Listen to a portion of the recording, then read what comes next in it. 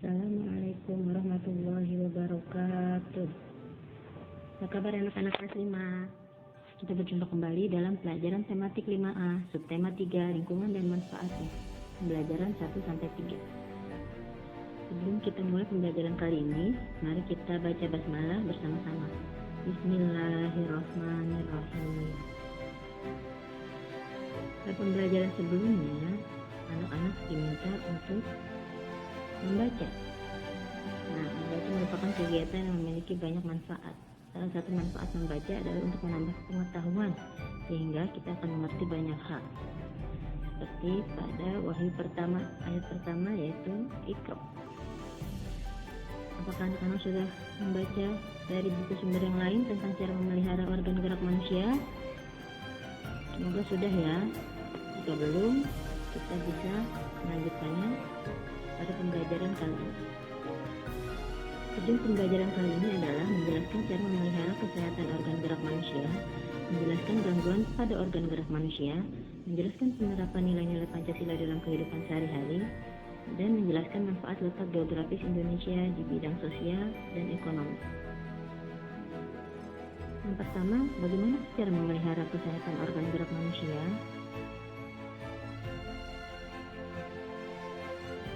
Yang pertama, duduklah dengan posisi tegak. Kalau kita terbiasa duduk dengan posisi yang salah, akan mengakibatkan kelainan pada tulang belakang kita.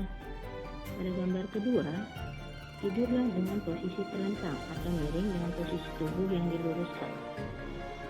Pada gambar yang keempat, tidur dengan badan yang dibengkokkan akan mengakibatkan kerusakan pada organ gerak kita.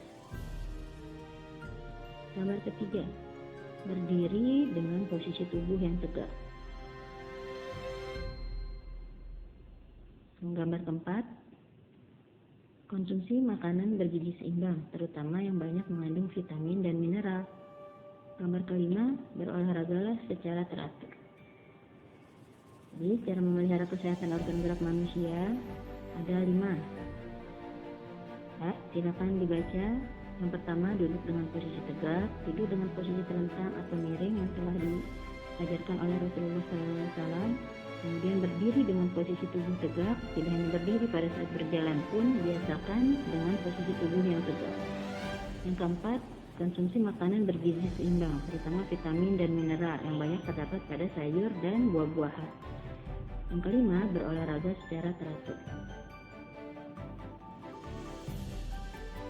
Apabila kita tidak memelihara kesehatan organ gerak kita, maka akan mengalami gangguan, antara lain gangguan pada tulang belakang.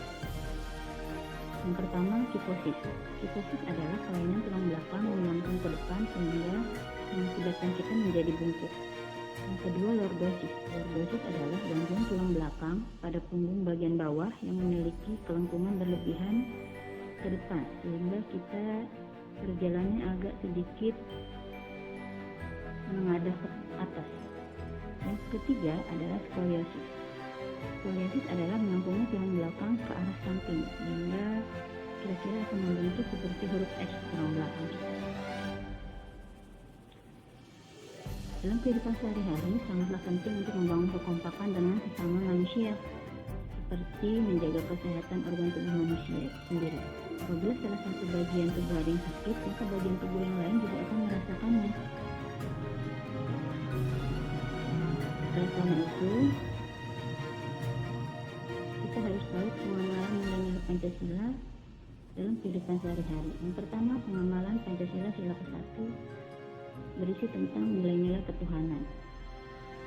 Seperti kita ketahui, di Indonesia terdiri dari beragam agama dan kepercayaan. Kita tidak bisa memaksakan kepercayaan kita kepada teman kita yang lainnya. Pengamalan Pancasila sila kedua ini berhubungan dengan nilai-nilai kemanusiaan.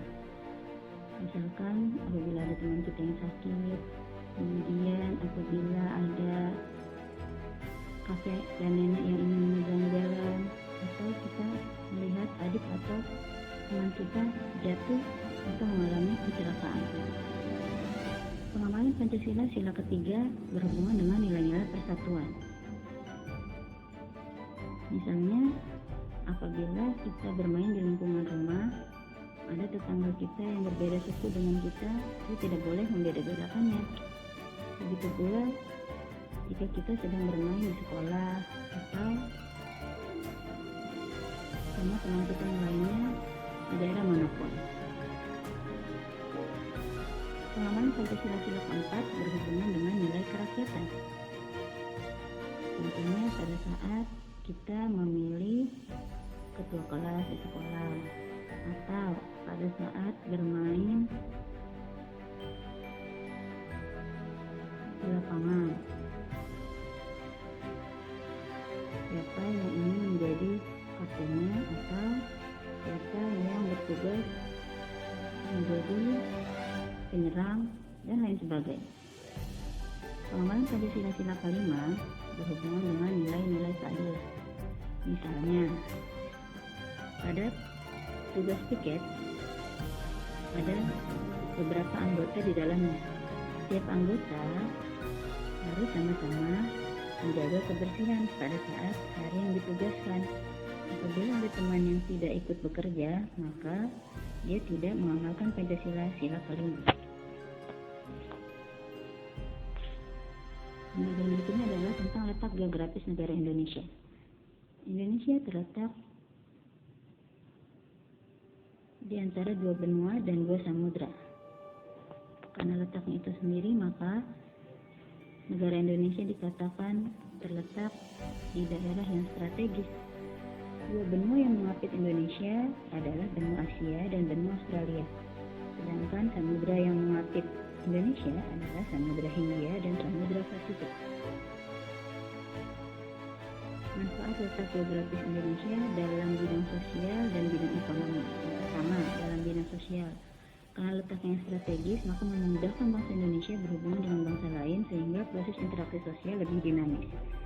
Sedangkan manfaat di bidang ekonomi, potensi alam yang dimiliki Indonesia dapat dijadikan komoditas perdagangan baik untuk pasar lokal maupun pasar internasional. Apakah anak-anak sudah paham? Insya Allah sudah dapat mengerti ya materi yang telah disampaikan. Sekarang silakan anak-anak mengerjakan tugas pada soal yang berikut ini. Insya Allah sudah di-share di grup WA-nya masing-masing. Kesimpulan pembelajaran kita kali ini adalah yang pertama, memelihara kesehatan organ gerak itu sangatlah penting. Yang kedua, dalam kehidupan sehari-hari sangatlah penting untuk membangun kekompakan dengan sesama makhluk hidup, seperti menjaga kesehatan organ tubuh manusia. Apabila salah satu bagian sakit, maka bagian tubuh yang lain juga akan merasakan sakit. Yang ketiga, Pancasila merupakan alat pemersatu bangsa Indonesia yang memiliki penduduk yang beragam dan wilayah yang sangat luas. Yang keempat, karena letak geografis negara Indonesia yang sangat strategis, maka Indonesia memiliki beberapa manfaat dalam bidang sosial maupun bidang ekonomi.